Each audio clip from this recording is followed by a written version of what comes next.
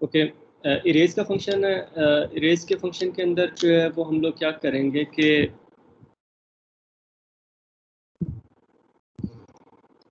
Recursive erase का function call करेंगे, erase are, ठीक है।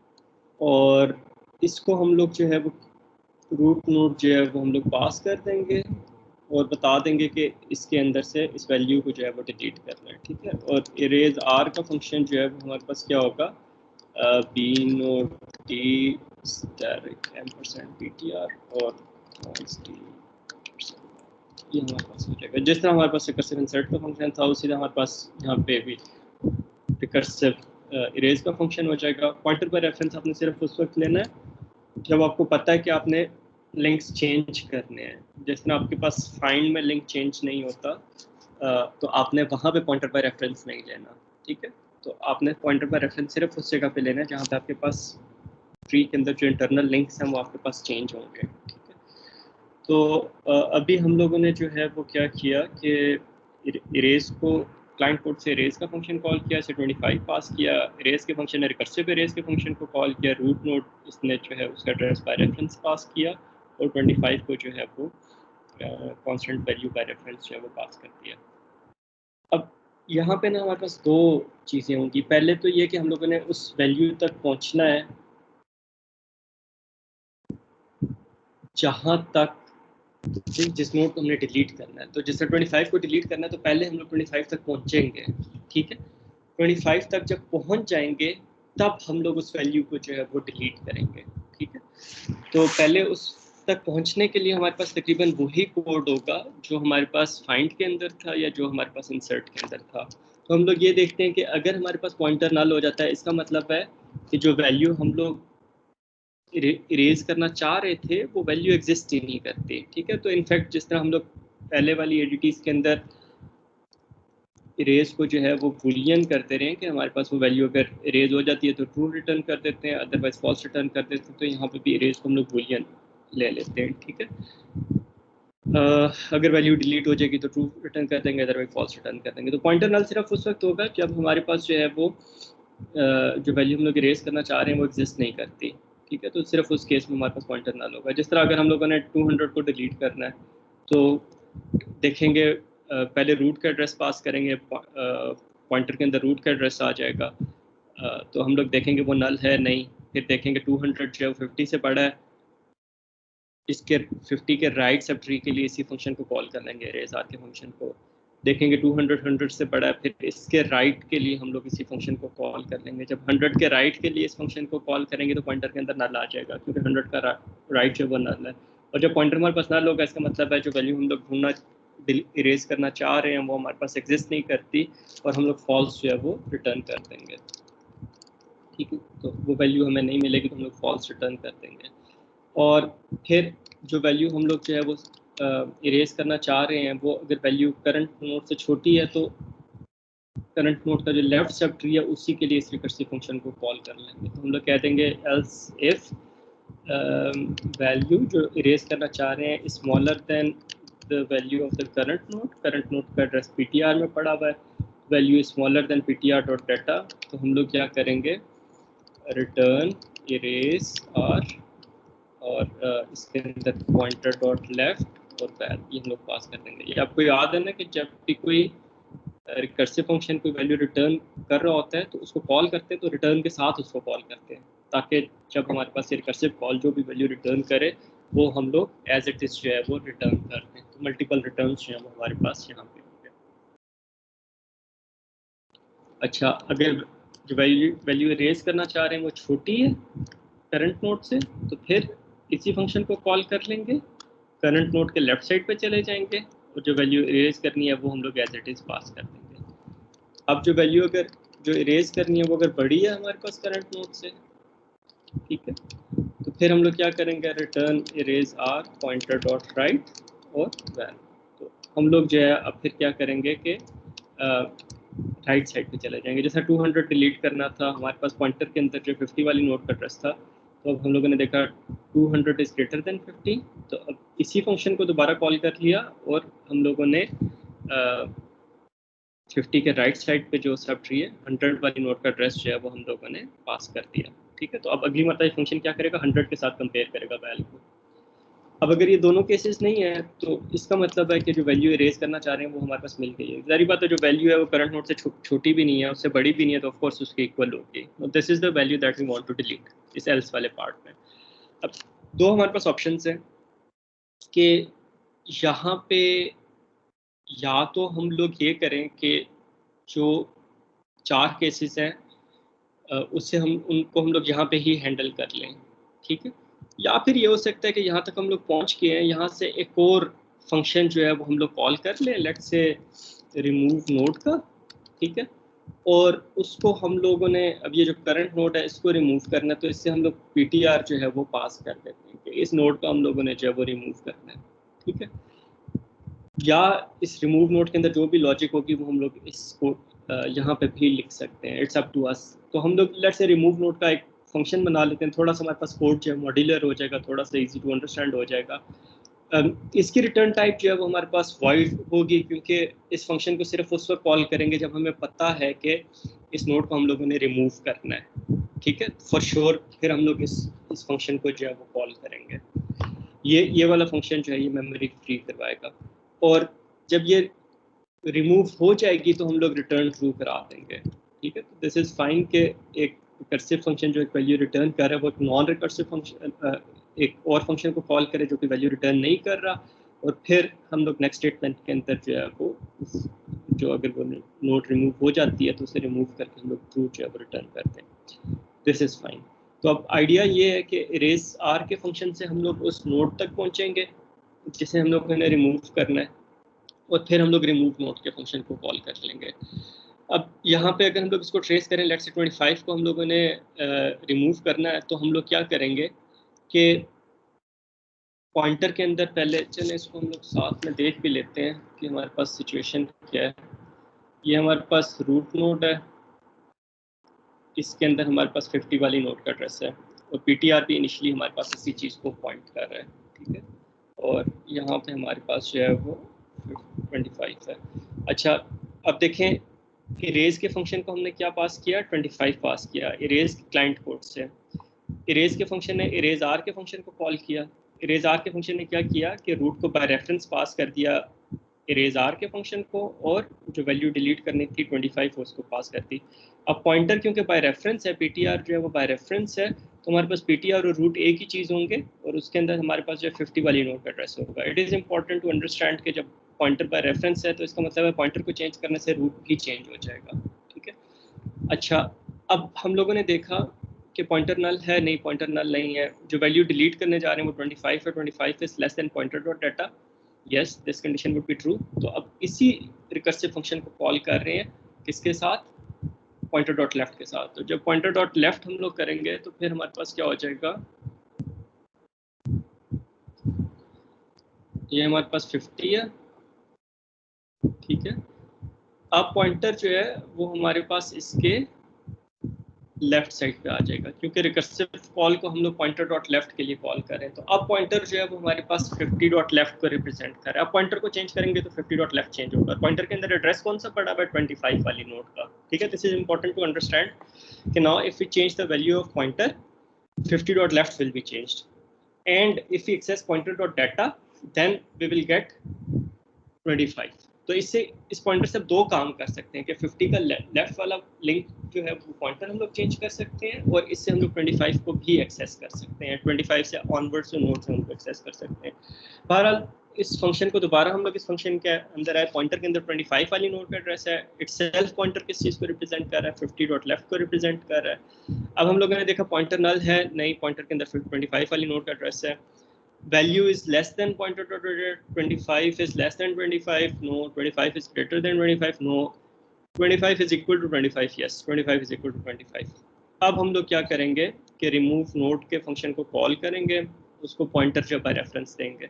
जब इसको पॉइंटर बाय रेफरेंस देंगे तो हमारे पास ये पॉइंटर 50 डॉट लेफ्ट को ही रिप्रेजेंट कर रहा होगा, और उसके अंदर एड्रेस जो है वो हमारे पास 25 वाली नोड का होगा। इस रिमूव नोड के फंक्शन को हम लोग as a private function implement करेंगे।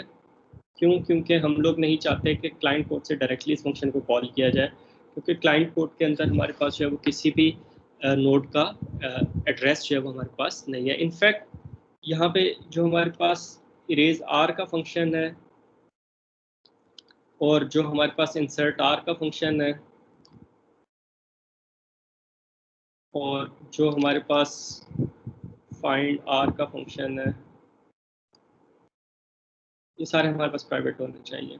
आपकी बुक के अंदर जो है वो इनको ग्लोबल लिया हुआ है, आप चाहें तो इनको ग्लोबल फंक्शन भी ले सकते हैं, दैट मीन एडीटी से बाहर निकाल दें आप इनको, या फिर आप इनको जो है वो प्राइवेट कर दें। ये एक किस्म के ऐसे फंक्शंस हैं जिनको क्लाइंट कोड से एक्सेस नहीं होना चाहिए, ठीक है। तो हम लोग क्या करते हैं कि इनको उठा के प्राइवेट में डाल देते हैं ताकि क्लाइंट कोड से एक्सेस ना हो सके, क्योंकि क्लाइंट कोड के अंदर तो हमारे पास किसी नोड का एड्रेस ही नहीं है ना, और इन सारे फंक्शंस के काम करने के लिए हमें जो वो रूट नोड का एड्रेस चाहिए होता है, ठीक है। तो क्लाइंट कोड से हम लोग इसे कॉल करने का कोई फ़ायदा भी नहीं है और ज़रूरत भी नहीं है, तो हम लोग इस वजह से इसको जो है वो यहाँ पे डाल देते हैं। और रिमूव नोड के फंक्शन को हम लोग इम्प्लीमेंट कर लेते हैं। रिमूव नोड का फंक्शन जो है वो हमारे पास क्या करता है, B node T direct ptr, ये एक नोड का एड्रेस लेता है। अब इसने क्या करना है, जो एड्रेस इसमें पड़ा हुआ है उसको इसने जो है वो रिमूव कर देना है, ठीक है। तो अब यहाँ पे अब हम लोग मेमोरी जो है वो फ्री कराएंगे, और इस फंक्शन को सिर्फ उस वक्त कॉल करेंगे जब हम लोग उस नोड तक पहुँच जाते हैं जिससे हम लोगों ने मेमोरी से फ्री करवाना है, ठीक है। तो अब इस पर्टिकुलर केस के अंदर ptr के अंदर जो है वो इटसेल्फ ptr रिप्रेजेंट कर रहा है 50.left को, और उसके अंदर एड्रेस जो पड़ा हुआ है वो 25 वाली नोड का एड्रेस पड़ा हुआ है। जी बेटे, एनी क्वेश्चन? ओके। अब यहाँ पे आपने मेरी हेल्प करनी है, वो जो 4 केसेस थे वो यहाँ पे कैसे चेक होंगे। ptr के अंदर 25 वाली नोड का एड्रेस है, कैसे चेक करेंगे कि हमारे पास जो है ये केस 1 है, दैट मीन्स कि हमारे पास 25 का ना तो कोई लेफ्ट चाइल्ड है ना कोई राइट चाइल्ड है। कैसे चेक करेंगे बेटे?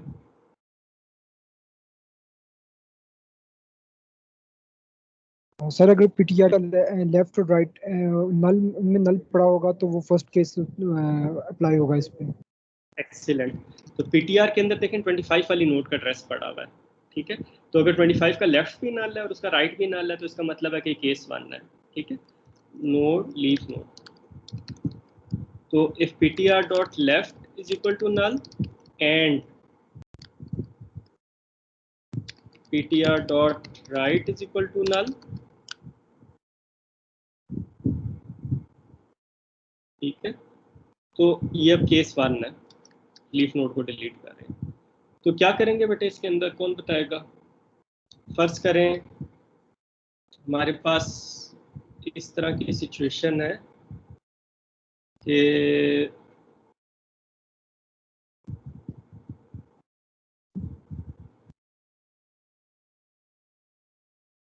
हमारे पास 50 है, ठीक है, और ये हमारे पास ptr है। ptr के अंदर एड्रेस जो पड़ा हुआ है 25 वाली नोड का एड्रेस पड़ा हुआ है, 25 का लेफ्ट भी नल है, 25 का राइट भी नल है। तो इस केस में क्या करेंगे बेटे?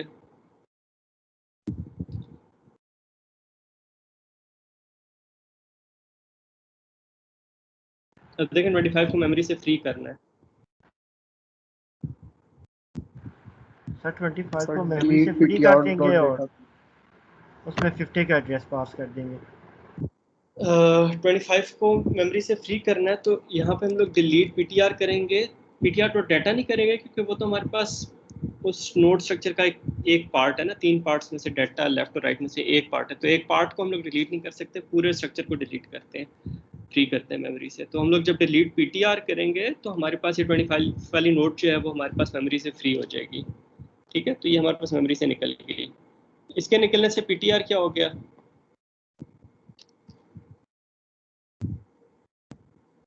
डैंगलिंग। उसको कैसे हैंडल करेंगे? सर पीटीआर में नल स्टोर करवा सकते हैं। एक्सीलेंट।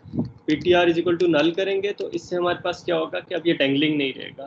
तो पहले इस मेमोरी को फ्री करवाया, फिर ptr को नल कर दिया। जब ptr को हम लोग नल करेंगे तो हमारे पास क्या होगा कि क्योंकि ptr जो है 50 डॉट लेफ्ट को रिप्रेजेंट कर रहा है, तो ptr को नल करने से 50 डॉट लेफ्ट जो है वो हमारे पास नल हो जाएगा और वो डैंगलिंग नहीं रहेगा, ठीक है। अब हमें ये पता चलेगा कि 50 के लेफ्ट साइड में हमारे पास कोई नोड नहीं है, ठीक है। तो दैट्स इट। ये जो फर्स्ट केस था ये बिल्कुल इसी तरह हमारे पास होना था। सेकंड केस क्या होगा कि node with only left child, तो वो हमारे पास कैसे चेक होगी बेटे कि एक नोड का सिर्फ लेफ्ट चाइल्ड है हमारे पास। उसको हम लोग इसका सिनेरियो हम लोग देख लेते हैं कि हमारे पास लेट्स से 50 है और 50 के लेफ्ट साइड पे हमारे पास 25 है और 25 के लेफ्ट साइड पे हमारे पास 10 है, ठीक है, और बाकी हमारे पास पॉइंटर्स वाला है। तो मुझे ये बताएं कि हम लोगों ने जो है वो 25 को डिलीट करना है, ठीक है, इसको हम लोगों ने जो है वो इरेज करना है। और जब इसको इरेज करेंगे तो हमारे पास पॉइंटर जो है वो इस जगह पे पड़ा हुआ होगा, 50 डॉट लेफ्ट के ऊपर होगा, ठीक है। पॉइंटर के अंदर एड्रेस जो है वो किस वाली नोट का होगा, हमारे पास 25 वाली नोट का एड्रेस होगा। पॉइंटर इटसेल्फ किसको रिप्रेजेंट कर रहा है, 50 डॉट लेफ्ट को। डिलीट किसको करना है, 25 को डिलीट करना है, इस वाली नोट को डिलीट करना है। तो पहले ये कि ये कैसे चेक करेंगे कि हमारे पास 25 का सिर्फ लेफ्ट चाइल्ड एग्जिस्ट करता है, राइट चाइल्ड एग्जिस्ट नहीं करता। कंडीशन क्या होगी बेटा इसकी, राइट पार्ट अगर नल होगा। Excellent, pointer dot right is equal to null, ठीक है। तो यहाँ पे हमें ये भी वैसे लिख सकते हैं, pointer dot left is not equal to null and pointer dot right is equal to null. यहाँ पे लेकिन ये चीज़ लिखने की ज़रूरत नहीं है आपको, pointer dot left is not equal to null and ये चीज़ आपको लिखने की ज़रूरत क्यों नहीं है, क्योंकि आप इफ़ और फिर एल्स में आ रहे हैं। अगर हमारे पास पॉइंटर डॉट लेफ्ट नल होता, ठीक है, और पॉइंटर डॉट राइट भी नल होता, तो हमारे पास ये पहले वाली स्टेटमेंट एग्जीक्यूट हो चुकी होती, इफ़ के पहले वाले पार्ट में चले जाते हैं। लेकिन अब क्योंकि एल्स में हम लोग आए हैं तो हमें ये लिखने की ज़रूरत नहीं है कि पॉइंटर डॉट लेफ्ट जो है वो नल ना हो और पॉइंटर डॉट राइट नल हो। आप अपनी अंडरस्टैंडिंग के लिए लिख सकते हैं, अगर आपको इस तरह बेहतर तरीके से समझ आ रहा है कि जी उसका लेफ्ट चाइल्ड जो है वो तो नल ना हो लेकिन राइट चाइल्ड नल हो, तो आप अपनी अंडरस्टैंडिंग के लिए लिख सकते हैं। लेकिन लॉजिक के हिसाब से अगर आप सिर्फ ये भी लिखते हैं कि pointer dot right is equal to null, that would be enough. अच्छा, ये तो कंडीशन होगी बेटे। अब क्या करेंगे इसके अंदर, कोड क्या होगा?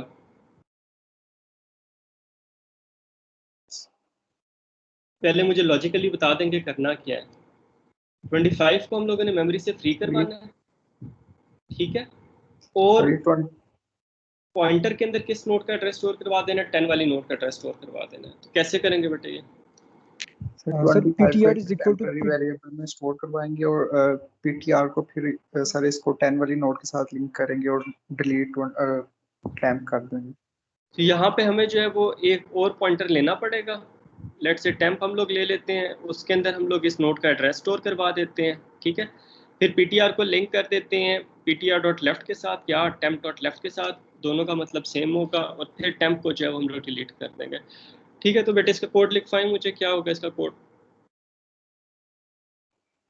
Sir temp is equal to PTR,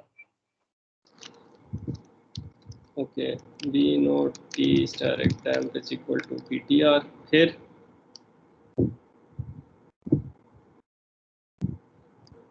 उसी तरह करते हैं जैसे हम लोग पहले करते आए हैं, temp is equal to PTR. फिर बेटे अभी ये हो गया कि टेम्प के PTR is equal to temp dot left, PTR is equal to temp dot left, और यहाँ पे क्या लिख सकते थे,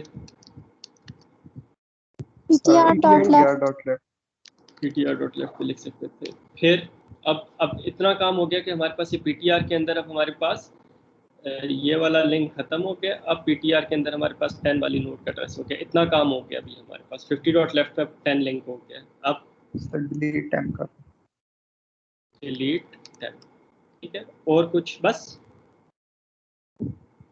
ठीक है। और इसी का जो है हमारे पास इन्वर्स हो जाएगा node with only right child, और उसके कंडीशन हमारे पास क्या हो जाएगी, एल्स इफ अगर हम लोग खाली यहाँ पे लिखते हैं कि left is equal to null ना, तो वो काफ़ी होगा। लेकिन आप अपनी अंडरस्टैंडिंग के लिए अगर ये लिखते हैं कि जी लेफ्ट उसका नल हो और राइट जो है वो उसका नल ना हो, ठीक है, तो ये हमारे पास थर्ड केस हो जाएगा कि कोई नोड है, उसका लेफ्ट चाइल्ड नल है और उसका राइट चाइल्ड जो है वो नल नहीं है, ठीक है। तो इसके अंदर भी एग्जैक्टली हम लोग यही काम करेंगे, B nodes direct temp is equal to PTR.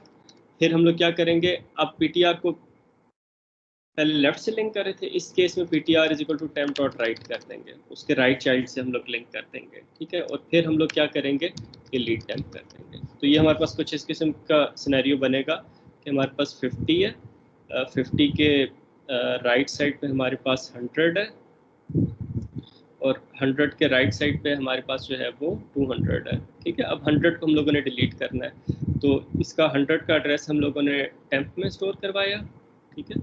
फिर हम लोगों ने क्या किया कि ptr equal to temp dot right कर दिया। तो ये ptr इस जगह पे था, ptr equal to temp dot right करने से क्या करेंगे, ptr से क्या होगा, ptr के अंदर 200 वाली नोट का एड्रेस आ जाएगा, फिर डिलीट टेम्प करेंगे, हमारे पास 100 वाली नोट जो है वो डिलीट हो जाएगी। अब ये अगर हमारे पास तीनों केसेस नहीं है तो इसका मतलब है कि चौथा केस है हमारे पास कि उस नोट की हमारे पास दोनों चिल्ड्रन जो है वो एग्जिस्ट करते हैं, नोट विद बोथ, तो उसके हमारे पास दोनों चिल्ड्रन जो है वो एग्जिस्ट करते हैं। इसको हम लोग कैसे करेंगे,